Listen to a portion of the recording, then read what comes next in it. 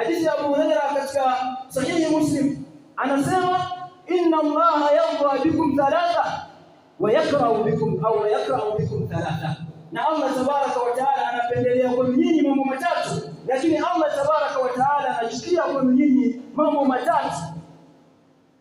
Yaangalia ya mambo matatu.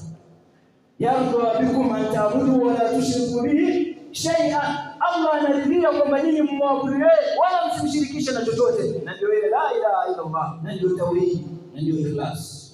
Aabudu yeye wala asishirikishwe.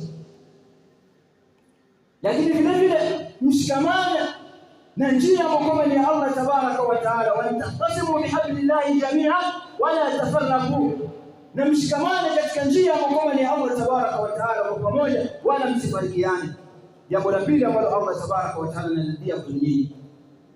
Lakini jambo la tatu, wa antanasahu, inna Allaha wa malaikatahu yusalluna 'alan nabiy ya ayyuhalladhina amanu sallu 'alayhi wa sallimu taslima. Katika aya ambazo kwamba zitakuja katika Qur'ani na kitabu hiki cha Qur'ani, kuna aya ambazo kwamba huja anazikaja na majina yake.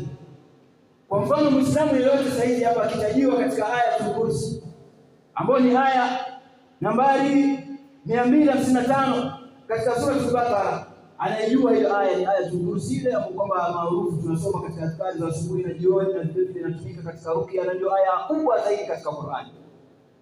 Lakini bado pia kuna aya ambazo kwamba zinajulikana kama aya ambazo ni za miraji. Kwa hiyo kuna aya ambazo kwamba huja na zikaja na majina maalumu.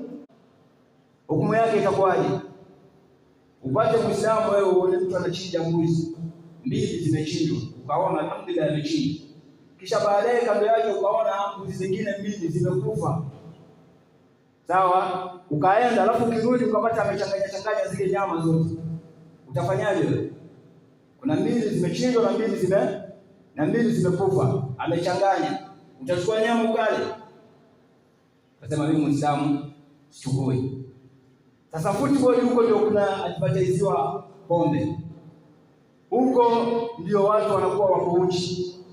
Huko ndio kamari sasa imeingia moja kwa moja. Kuna Muislamu amekomba yuko na shaka na jambo la uharamu wa nini?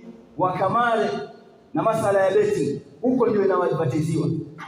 Lakini pia wewe unaweza kuwa unaangalia mwenyewe kwa sababu unaona kama haina shida, mwenyewe umebeba TV yako, sasa unajistarehesha, unapata hawa nafsi yako.